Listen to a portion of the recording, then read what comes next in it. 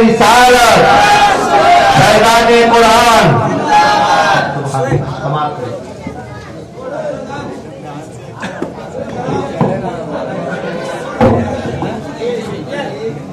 السلام علیکم ورحمۃ اللہ وبرکاتہ. وعلیکم السلام. الحمد للہ نحمده ونستعینه ونستغفره ونؤمن به ونتوکل علیہ ونعوذ باللہ من شرور انفسنا ومن سیئات اعمالنا من يهده الله فلا مضل له ومن يضلل فلا هادي له ونشهد ان لا اله الا الله ونشهد ان سيدنا ومولانا محمدا عبده ورسوله. اما بعد فاعوذ باللہ من الشیطان الرجیم. بسم اللہ الرحمن الرحیم. ذالک الکتاب لا ریب فیہ صدق اللہ العظیم.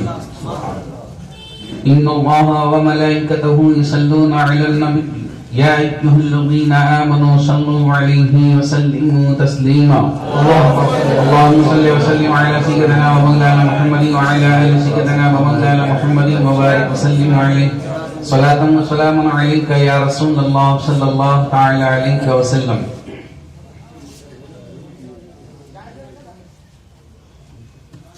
یہ ختم قرآن کی تقریب ہے، یعنی کہ دعا کی قبولیت کی تقریب ہے. جہاں قرآن پاک کی تکمیل ہوتی ہے، بندہ جب دعا کے لیے اپنے ہاتھ کو اٹھاتا ہے تو اللہ رب العزت اس کی دعاؤں کو شرف قبولیت سے نوازتا ہے. بالکل خاموشی اختیار کریں گے اور فیضان قرآن کا ماحول ہمیں ملا ہے، اس کا اظہار کریں گے.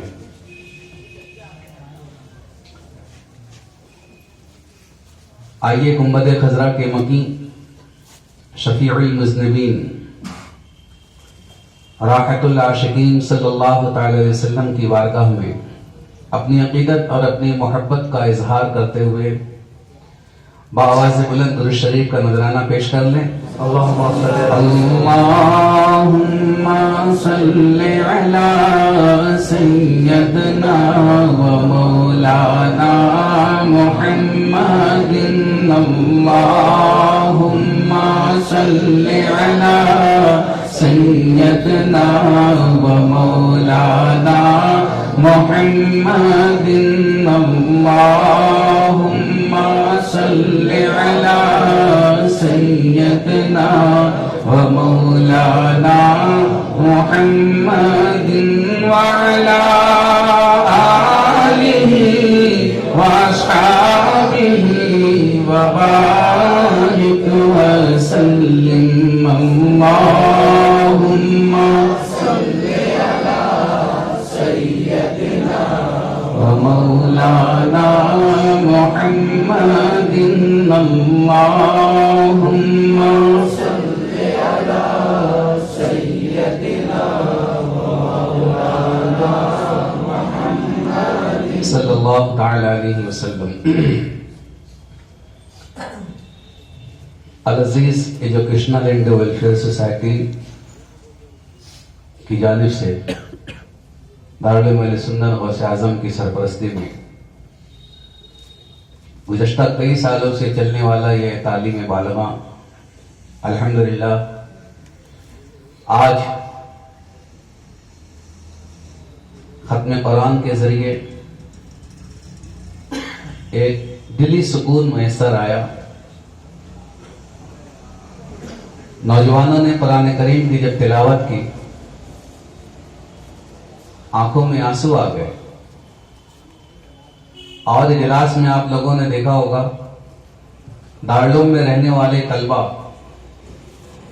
جو شب و روز اسی میں رہتے ہیں، 6 مہینہ 8 مہینہ پورا سال ان کا اسی میں گزر جاتا ہے، وہ لوگ تلاوت قرآن کے ذریعے جلسوں کا آغاز کرتے ہیں، نعت مصطفیٰ پڑھتے ہیں، تقاریر پیش کرتے ہیں. آج کے اس بابرکت تقریب کی انفرادیت یہ رہی، جلسے کا آغاز اس جوان نے کیا جو پورا دن لوہے سے کھیلتا رہتا ہے، مزدوری کرتا ہے. نعت پاک اس نے پڑھی جو پاور لوم کا مزدور ہے. حمد الہی اس نے پڑھی جو گیریج میں کام کرتا ہے. دلی خوشی حاصل ہوئی. الحمدللہ اللہ پاک قبول فرمائے. میرے آقا فرماتے ہیں کہ جس نے قرآن کریم کو اچھے انداز میں پڑھا وہ کرامن کاتبین کے ساتھ ہوا. کچھ جوانوں کو ہم نے دیکھا جو اٹک اٹک کر رک رک کر پڑھ رہے تھے. میرے آقا فرماتے ہیں کہ اٹک اٹک کر پڑھنے والوں کو دوہرا ثواب ملتا ہے. سبحان اللہ. قرآن کریم کی تلاوت جب ہوتی ہے جانتے ہیں رحمتوں کا نزول ہوتا ہے. یہ قرآن آسمانی کتاب ہے. زبور، انجیل، توریت یہ بھی آسمانی کتاب ہے. اور جتنی کتابیں نازل ہوئی ہے ساری کتابوں میں قرآن کا ذکر موجود ہے.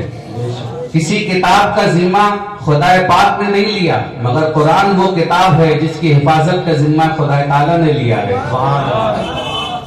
حضرت داؤد علیہ السلام جب زبور کی تلاوت فرماتے تھے دریا کا پانی رک جاتا تھا. درختوں کے نیچے بیٹھ کر جب زبور کی تلاوت فرماتے درختوں کی شاخیں جھک جایا کرتی تھی. پرندوں کا ہجوم اگر جاتا زبور کی تلاوت سن کر وہ پرندوں کا گول نیچے آ بیٹھتا. جانوروں کا جب جھنڈ کا جھنڈ پہنچتا زبور کی تلاوت کو سنتے داؤد علیہ السلام کے ارد گرد آ کر بیٹھ کر زبور کی تلاوت سننے میں مصروف ہو جاتے. مگر آؤ قرآن کی عظمت کو دیکھو. یہ زبور کی بات تھی اور قرآن کی عظمت یہ ہے. حضرت عسیب رضی اللہ تعالیٰ عنہ جب اللہ کے نبی علیہ السلام کی بارگاہ میں حاضر ہوئے اور کہا یا رسول اللہ میں قرآن کی تلاوت کر رہا تھا. میرے گھر کے آنگن میں میرا گھوڑا بندھا ہوا تھا. میں جب قرآن کی تلاوت کی آواز کو اونچی کرتا میرا گھوڑا بدکنا شروع کر دیتا. پالنے میں میرا بچہ سویا ہوا تھا. میں ڈر اور خوف سے باہر نہیں نکلتا تھا کہیں ایسا نہ ہو کہ وہ گھوڑا آ کر میرے بچے کو نقصان پہنچائے. میں قرآن کی تلاوت کو بند کر دیتا گھوڑا بدکنا بند کر دیتا. پھر جب میں قرآن کی آواز کو بڑھاتا گھوڑا پھر بدکنا شروع کر دیتا. میں نے ایک مرتبہ کیا، دو مرتبہ کیا. جب تیسری مرتبہ میں نے اپنے قرآن کی زبور کی تلاوت کو روک کر قرآن کی تلاوت کو روک کر جب میں گھر سے باہر نکلا تو میں نے دیکھا کہ گھوڑا جہاں بندھا ہوا تھا وہاں سے لے کر آسمان تک نور کی کرن پھیلی ہوئی ہے. نور کی کرن پھیلی ہوئی ہے. میرے آقا علیہ السلام مسکرائے اور کہا حسین جب تم قرآن کی تلاوت کر رہے تھے آسمانی فرشتوں کا نزول ہو رہا تھا. تو زبور کی جب تلاوت کی جائے دریا کا پانی رک جاتا ہے. زبور کی جب تلاوت کی جائے جانوروں کا گول حاضر ہوتا ہے. زبور کی جب تلاوت کی جائے پرندوں کا ہجوم حاضر ہوتا ہے. زبور کی جب تلاوت کی جائے آسمان درختوں کی شاخیں جھک جاتی ہے. مگر یہ ساری چیزیں زمینی مخلوق ہے. دریا کا پانی زمینی مخلوق ہے. جانور زمینی مخلوق ہے. پرندہ زمینی مخلوق ہے. زبور کی تلاوت ہو تو زمینی مخلوق حاضر ہوتی ہے لیکن جب قرآن کی تلاوت ہوتی ہے تو زمینی مخلوق نہیں آسمان سے فرشتوں کا نزول ہوتا ہے. آسمان سے فرشتوں کا نزول ہوتا ہے. یہ قرآن کریم کی تلاوت ہے. میرے آقا علیہ السلام تشریف فرما ہیں. حضرت سیدنا فاروق اعظم رضی اللہ تعالیٰ عنہ توریت کی تلاوت فرما رہے ہیں. جب توریت کی تلاوت فرما رہے تھے میرے آقا کے چہرے پر ناغواری کے آثار نظر آ رہے تھے. حضرت سیدنا صدیق اکبر رضی اللہ تعالیٰ عنہ فرماتے ہیں عمر کیا تم نے دیکھا نہیں آقا کو؟ جب عمر نے نگاہ اٹھا کر آقا کو دیکھی تو دیکھا آپ کے چہرے پر ناگواری کے آثار نظر آ رہے. حضرت عمر فرماتے ہیں یا رسول اللہ یہ توریت بھی خدا کی کتاب قرآن بھی خدا کی کتاب. یہ توریت بھی جبریل امین نے لایا قرآن بھی جبریل نے لایا. یہ توریت بھی وحی کے ذریعے نازل ہوئی قرآن بھی وحی کے ذریعے نازل ہوا. میرے آقا فرماتے عمر بس کرو یہ حقیقت ہے کہ یہ توریت بھی آسمانی کتاب ہے. توریت کا لانے والا بھی جبریل ہے. توریت کی تلاوت بھی تلاوت ہے. مگر سنو آج اگر صاحب کتاب موسیٰ کلیم اللہ ہوتے تو یہاں توریت کی تلاوت نہیں کرتے. وہ توریت کے ہادی بن کر نہیں آتے میرے قرآن کے قاری بن کر آتے. میرے قرآن کے قاری بن کر آتے. سبحان اللہ. یہ ہے قرآن کریم. میرے آقا علیہ السلام جس دور رسالت میں تشریف لائے کون سا دور تھا؟ بڑی فصاحت و بلاغت کا دور تھا. وہ لوگ اپنے آپ کو فصیح اور بلیغ سمجھا کرتے تھے اور سامنے والے کو اعجمی سمجھتے تھے گونگا سمجھتے تھے. وہ لوگ شاعری میں بہت صفحے اول میں اپنا مقام رکھتے تھے. جب کوئی قصیدہ تیار کر لیتا تو کعبے کے دروازے پر لے جا کر چسپاں کر دیتا تھا اور کہتا تھا کہ اس کا جواب دو. اس طریقے سے ان کی شاعری چلتی تھی.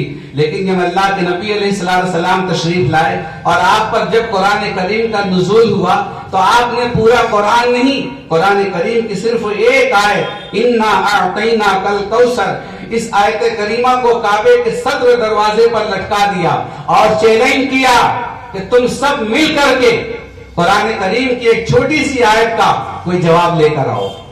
آج 1400 سال کا عرصہ گزر گیا، میرے آقا کا وہ چیلنج آج بھی باقی ہے اور میرا دعویٰ ہے قیامت تک کوئی اس کا جواب نہیں دے سکے گا. جب کفار و مشرکین لاجواب ہو گئے، دھیرے دھیرے وہ آقا علیہ السلام کے سامنے گھٹنا ٹیکنا شروع کیا تو بہت آسانی کے ساتھ نہیں، پہلے مناظرے کی دعوت پیش کی، چیلنج کرنا شروع کیا. جب میرے آقا علیہ السلام کے سامنے مناظرے کی دعوت دی، میرے آقا مسکرائے اور فرمایا کہ ٹھیک ہے، ان کے مناظرے کو قبول کیا جائے. آقا علیہ السلام نے مناظرے کا دین تاریخ کا تعین کیا. عیسائیوں نے اپنے کفار و مشرکین نے اپنے سب سے بڑے پادری کو لے کر کے آیا. آقا علیہ السلام مجمع عام میں بیٹھے ہوئے ہیں. آج قرآن کریم کے تعلق سے مناظرہ ہونے والا ہے. سب سے بڑا خوسٹ میدان مناظرہ میں لایا گیا. اللہ کے نبی علیہ السلام تشریف فرما ہے. اس سے پہلے کہ وہ آنے والا مناظر آ کر کے اپنی جگہ پر بیٹھتا، میرے آقا علیہ السلام فرماتے ہیں رکو رکو، وہاں نہ بیٹھو یہاں بیٹھو، وہاں نہ بیٹھو یہاں بیٹھو. اب وہ جو مناظر تھا، اس سے پہلے کہ وہ جگہ چھوڑ کر اس جگہ بیٹھتا، بیٹھنے کے قریب تھا کہ میرے آقا فرماتے ہیں اگر تکلیف نہ ہو تو یہاں نہیں بلکہ وہاں بیٹھو. اب اس کا جو غصہ تھا وہ ناک سے نکل کر کے زبان پر آ چکا تھا. جب تیسری جگہ بیٹھنے لگا تو میرے آقا نے فرمایا کہ رکو رکو، وہاں نہیں یہاں بیٹھو.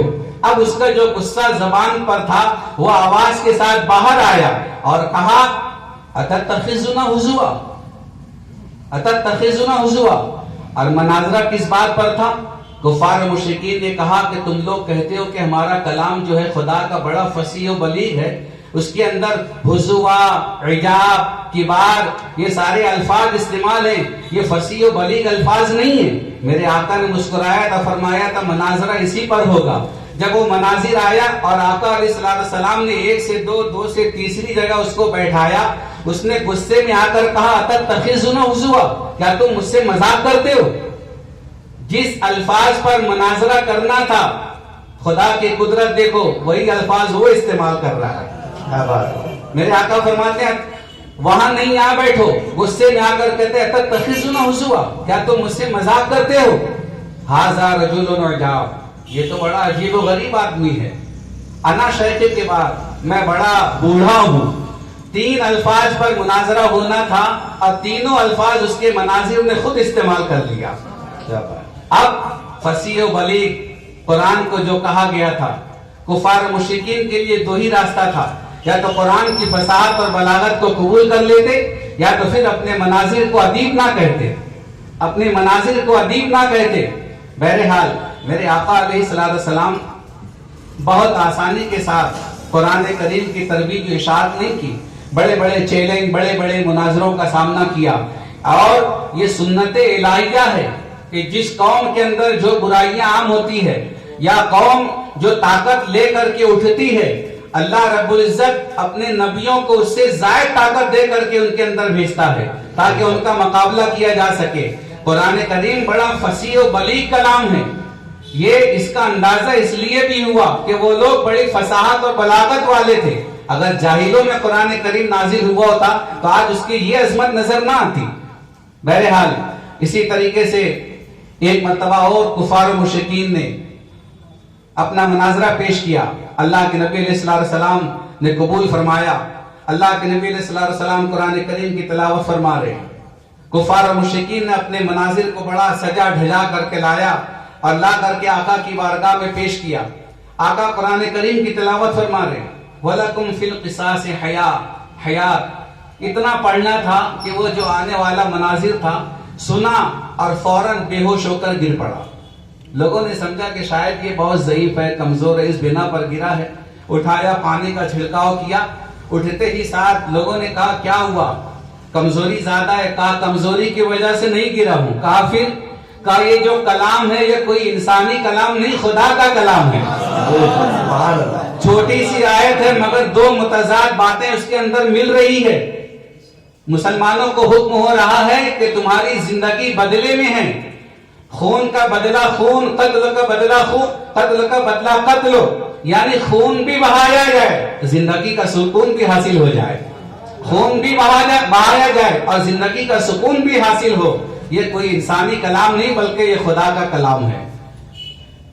حضرت مولانا سید نعیم الدین مراد آبادی خلیفہ اعلی حضرت حضور اشرفی میاں رحمۃ اللہ تعالی علیہ بڑے مفسر قرآن گزرے ہیں مراد آباد شریف کے. آپ کی بارگاہ میں ایک عیسائی آیا اور آنے کے بعد اس نے بھی مناظرے کی دعوت پیش کی. مولانا سید نعیم الدین مراد آبادی رحمۃ اللہ تعالی علیہ مناظرے کو قبول کیا. سارے لوگ اکٹھا ہوئے. مولانا سید نعیم الدین مراد آبادی اشرفی رحمۃ اللہ تعالی علیہ مسند خطابت پر جب آئے، مناظرے کے اسٹیج پر سامنے وہ مناظر تھا. اس نے کہا کہ بیٹا تمہاری تو یہ عمر نہیں ہے مناظرہ کرنے کی. مولانا سید نعیم الدین مراد آبادی اہل سنت کا یہ شعر بڑی گرجدار آواز میں پکار کر کہتے ہیں کہ تو اپنے آپ کو مناظر کہتا ہے اور میدان مناظرہ میں نصیحت کرتا ہے. یہ نصیحت کا وقت تو نہیں ہے، یہ میدان مناظرہ ہے. اپنی بات پیش کر. جب سنا تو جھلا گیا اور کہتا ہے کہ تو کیا مجھ سے مناظرہ کرے گا؟ ارے تیرے قرآن کا 15 پارہ میرے سینے میں موجود ہے، تو میری انجیل کا ایک پارہ سنا. تیرا قرآن کا 15 پارہ میرے سینے میں موجود ہے، میری انجیل کا ایک پارہ تو سنا. حضرت مولانا سید نعیم الدین مراد آبادی رحمۃ اللہ تعالی علیہ مسکرائے اور فرمایا تو یہ تو میرے قرآن کا اعزاز ہے کہ تجھ جیسے دشمن قرآن کے سینے میں اپنی جگہ لے لی. تیرے سینے میں 15 پارے اتر چکے، یہ تو میرے قرآن کا اعزاز ہے. تو انجیل کا ایک پارہ سنانے کی بات کرتا ہے، مجھ سے سوال کرتا ہے کہ میں سناؤں. ارے میں تو بعد میں سناؤں گا، انجیل کا ایک پارہ پہلے تو خود سنا لے. اور یہ بات حقیقت ہے کہ قرآن کے علاوہ جتنی بھی کتابیں نازل ہوئی ہے کسی کتاب کا حافظ تمہیں کہیں نظر نہیں آئے گا. یہ صرف وہ قرآن ہے کہ قرآن کے آپ کے پاس ہزاروں نہیں لاکھوں حافظ قرآن موجود ہے. لاجواب ہو گیا. خود انجیل کا ایک پارہ اسے یاد نہ رہا. دوسروں سے کیا مطالبہ کرتے، انہیں خود یاد نہیں تھا. یہ قرآن کریم ہے. قرآن کریم یہ اللہ کی مقدس کتاب ہے. آج اسی کے حوالے سے یہ بابرکت تقریب کا انعقاد کیا گیا ہے. بڑی خوشی ہوئی، بہت دلی مسرت ہوئی کہ ہمارے جوانوں نے قرآن کریم کی تکمیل فرمائی. آج نوجوان بیرا روی کا شکار ہے. کون سی وہ برائی ہے جس میں ہمارا نوجوان ملوث نظر نہیں آتا ہے؟ یہ خوش آئین اقدام ہے. جتنے لوگ یہاں حاضر ہیں میں سب سے گزارش کروں گا کہ اگر آپ نے قرآن کریم کی تلاوت اب تک نہیں کی ہے، قرآن کریم کو نہیں پڑھا ہے، نہیں سیکھا ہے، نہیں سمجھا ہے، تو برائے کرم اپنی زندگی کے قیمتی اوقات میں سے کچھ وقت قرآن کریم کے لیے نکال کر آپ اس تعلیم بالغہ میں حاضر ہو اور قرآن کریم کی تلاوت سے اپنے آپ کو مشرف کرے. یہ قرآن صرف لفظوں کا نام نہیں ہے، صرف معنی کا نام نہیں ہے. آپ تھوڑا سا قرآن کے قریب تو آؤ، قرآن کی لذتیں تو پاؤ، پھر دیکھو تمہارے ہاتھوں سے قرآن چھوٹے گا نہیں. قرآن لفظ اور معنی دونوں کا نام ہے. جانتے ہو حضرت سیدنا بدیع الدین زندہ مدار شاہ رحمۃ اللہ تعالی علیہ، نام سنا ہے آپ لوگوں نے؟ آپ کی بارگاہ میں 500 علماء کی جماعت حاضر ہوئی تھی. حاضر ہونے کے بعد سید بدیع الدین زندہ مدار شاہ رحمۃ اللہ تعالی علیہ سے ان علماء ظاہر نے یہ سوال کیا تھا. 2 سوال کیے تھے. کہا حضور ہم لوگوں نے سنا ہے کہ آپ 18 سال سے ایک ہی لباس میں ہو، آپ نے لباس تبدیل نہیں کیا. کہا ہماری سمجھ کے باہر ہے. حضرت سیدنا بدیع الدین زندہ مدار شاہ رحمۃ اللہ تعالی علیہ فرماتے ہیں تم نے بغلہ دیکھا ہے؟ کہا دیکھا ہے. کہا بغلے کی پر جو ہوتی ہے وہ اس کا لباس ہے، اس کے لباس پر کبھی کالی چھیٹ دیکھی ہے؟ کہا نہیں کبھی نہیں دیکھی. کہا وہ تو پرندہ ہے میں تو غلام مصطفیٰ ہوں. پرندہ ہے میں تو غلام مصطفیٰ ہوں. ارے جب اس کے کپڑے پر کالک نہیں لگ سکتی تو میرے کپڑے پر کیسے لگے گی؟ پھر کپڑا بدلنے کا سوال ہی نہیں پیدا ہوتا. دوسرا سوال پیش کیا, کہا حضور ہم لوگوں نے سنا ہے 18 سال سے آپ نے کھایا نہیں. کہا حقیقت ہے, میں جب قرآن کی تلاوت کرتا ہوں, میں جب اس کے لفظوں پر دیکھتا ہوں تو میری جسم کو غذا ملتی ہے, اور جب میں اس کے معنی مفہوم پر نظر ڈالتا ہوں تو میری روح کو غذا ملتی ہے. جب میرے جسم اور میری روح کو جب غذا مل جائے تو کھانے کا سوال ہی نہیں پیدا ہوتا. یہ قرآن ہے. قرآن لفظ اور معنی کے مجموعے کا نام ہے. آپ قرآن سے قریب تو آئیں. ارے مسلمانوں کو آج پکار کر کہا جا رہا ہے قرآن سے قریب آؤ. آج آپ یورپ, امریکہ, ہالینڈ, برطانیہ کی خبریں پڑھو, اخبارات کا مطالعہ کرو, دیکھو جن لوگوں کو قرآن سے کوئی مطلب نہیں, آج قرآن ان کے سینوں میں اپنی جگہ بنائے ہوئے ہیں. ہم سے زیادہ آج عیسائیت, یہودیت قرآن کا مطالعہ کر رہی ہے. یہی وجہ ہے کہ آج یورپ, امریکہ کے اندر کثیر تعداد میں مولانا ارشد مصباحی لندن والوں نے خانقاہ اشرفیہ کے خطابت میں کہا تھا کہ اوسطاً ہر 6 منٹ پر یورپ کا ایک آدمی اسلام قبول کر رہا ہے. ہر 6 منٹ پر ایک آدمی اسلام قبول کر رہا ہے. کیوں؟ قرآن پڑھ کر کے. وہ قرآن کو پڑھتے ہیں, قرآن کے معنی مطلب کو سمجھنے کی کوشش کرتے ہیں, ترجمہ قرآن کو حاصل کرتے ہیں, اور ترجمہ قرآن کو پڑھ کر کے قرآن کے تقاضے کو سمجھ رہے ہیں, اور پھر اللہ رب العزت ان کے اس ذوق کو, ان کے اس شوق کو, ان کی دل لگی کو دیکھ کر انہیں اسلام سے آراستہ کر رہا ہے. ایک عیسائی جس نے یہ اعلان کیا تھا کہ میں دنیا کے تمام مذاہب پر ریسرچ کر رہا ہوں, لوگوں نے بڑا اس کا انتظار کیا کہ دیکھیں یہ کس نتیجے پر پہنچتا ہے. دنیا کے اندر جتنے مذاہب ہیں تمام مذاہب پر اس نے ریسرچ کی, اور ایک مرتبہ اچانک اخبارات میں یہ اعلان آ گیا کہ جو ریسرچ کر رہا تھا تمام مذاہب پر, اس نے مذہب اسلام کو قبول کر لیا. مذہب اسلام کو قبول کر لیا. سارے عیسائی اس کے پاس جمع ہونے لگے, وفدوں کی صورت میں 8-10 لوگ جمع ہونا شروع کیے, اور ہر کوئی یہی سوال کرتا تھا تم نے تمام مذاہب پر ریسرچ کیا لیکن مذہب اسلام کیسے قبول کر لیا؟ اس نے کہا کہ میں فرداً ایک کو تو نہیں بتا سکتا. کوئی ایسا دن کا تعین کیا جائے جس میں سارے لوگ اکٹھا ہو جائے. دن تاریخ کا تعین ہوا, ساری عیسائیت اکٹھا ہوئی.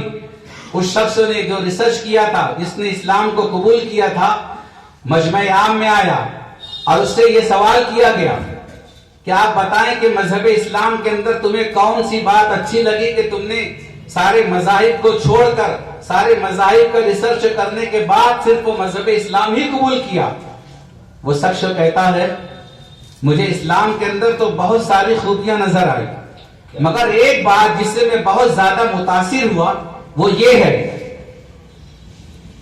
کہ دنیا کا سب سے بہترین خطاط, دنیا کا سب سے بہترین کاتب اگر قرآن کو لکھے, دنیا کے سب سے عمدہ پریس میں اس کی چھپائی ہو, دنیا کا سب سے اچھا, سب سے بہترین کاغذ پر اس کی طباعت ہو, بہترین خوبصورت اس کی جلد ہو, اور وہ قرآن جب اس انداز میں مکمل ہو جائے اور کسی مسلمان کے کان پر اگر یہ بھنک لگ جائے کہ اس قرآن کے اندر زیر کی جگہ زبر ہے, تو کوئی مسلمان اس قرآن کو ہاتھ نہیں لگائے گا. کوئی مسلمان اس قرآن کو ہاتھ نہیں لگائے گا. اس میں زیر کا فرق ہے. اور اس کے برعکس میں دیکھتا ہوں کہ میں جس مذہب سے وابستہ ہوں, اس انجیل کے اندر لوگوں کو پتا ہے کہ ترمیم کی گئی, تبدیلیاں کی گئی, اس کے باوجود آج عیسائی انجیل کو خریدنے میں کوئی پشو پیش نہیں کرتا. یہ بات مجھے اچھی لگی اور میں نے مذہب اسلام کو قبول کر لیا. سبحان اللہ. تو باتیں تو بہت ساری ہے, یہ کوئی میدان خطابت نہیں ہے. آج کی یہ بابرکت تقریر تھی مختصر سی, اس حوالے سے مجھے کچھ باتیں پیش کرنی تھی. بچے نے بڑا اچھا پیغام پیش کیا ہے کہ آج ہم لوگ قرآن پاک سے صرف تعویذ اور گنڈے کا کام لے رہے ہیں, ہے نا. گھر نیا بنا ہے, بلا لو امام صاحب, مؤذن صاحب کو قرآن خوانی کرا لو. بہت زیادہ اگر کوئی سیریس ہو گیا, بیٹھ کے اس کے سرا میں سورہ یاسین پڑھا لو. اور نہیں تو کسی عامل کے پاس چلو. اور عامل کیا ہے آج کل؟ آج کل عامل کون سے ہے؟ جو آپ کے مرض پر نہیں آپ کی جیب پر نظر رکھتے ہیں. تو کیا قرآن کریم اسی کے لیے ہے؟ کچھ لوگوں کا کہنا ہے کہ قرآن کریم صرف عمل کے لیے ہے. کچھ لوگوں کا کہنا ہے نہیں، قرآن کریم صرف پڑھنے کے لیے ہے، تلاوت کے لیے ہے. دونوں بات غلط ہے. قرآن کریم پڑھنے کے لیے بھی ہے اور اس پر عمل کرنے کے لیے بھی ہے. تلاوت کا نام دے کر تم عمل سے چھٹکارا نہیں پا سکتے. آج مسلمانوں کی اکثریت یہ ہے، جہاں عمل کی بات آتی ہے تو یہود و نصارہ کے فعل کو اپناتے ہیں. پڑھنے کی بات آتی ہے، محفلوں میں بیٹھ کر پڑھ لیا. رہی عمل کی بات تو اس کے لیے یہود و نصارہ کے قوانین ہمارے لیے کافی ہے. ہمارا لباس یہودیوں جیسا، ہمارا چہرہ عیسائیوں جیسا. ارے قرآن کے فرمان پر کیوں نہیں عمل کرتے؟ آخر قرآن کریم کو تم نے سمجھا کیا ہے؟ مائی عائشہ سے کسی نے پوچھا تھا، مائی عائشہ رضی اللہ تعالیٰ عنہ سے کسی نے سوال کیا تھا کہ یہ قرآن کیا ہے؟ مائی عائشہ صدیقہ نے فرمایا تھا، افلا تقرؤون القرآن، کیا تم نے ابھی تک قرآن پڑھا نہیں ہے؟ کیا تم نے قرآن کو ابھی تک سمجھا نہیں ہے؟ سوال کرنے والے نے کہا اچھا میں سمجھ گیا، قرآن جیسا جیسا کہتا گیا نبی ویسا کرتے گئے؟ مائی عائشہ فرماتی نہیں، نبی جیسا جیسا کرتے گئے قرآن میں ویسا ویسا یہ ہے قرآن، یہ ہے قرآن. قرآن سے قریب آؤ. جب قرآن سے قریب آؤ گے 6666 پوری آیتیں نعت مصطفیٰ معلوم ہو، نعت مصطفیٰ معلوم ہو. قرآن سے قریب آؤ، عشق رسالت کی اینک لگا کر قرآن کریم کی تلاوت کرو، پھر دیکھو تمہیں قرآن میں کتنی لذتیں ملے گی. آپ قرآن سے قریب تو آئیں. میں دلی مبارکباد پیش کروں گا العزیز ایجوکیشنل اینڈ ویلفیئر سوسائٹی کے تمام اراکین، تمام معاونین کو، اور دعا کروں گا کہ مولا تعالیٰ ان کی اس خدمات کو اپنی بارگاہ میں شرف قبولیت سے نوازے.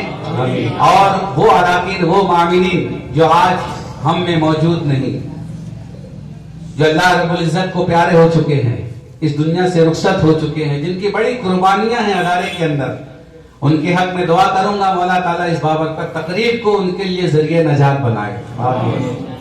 وما علینا الا البلاغ. السلام علیکم ورحمۃ اللہ وبرکاتہ. حافظ رحمت اللہ اشرفی صاحب کی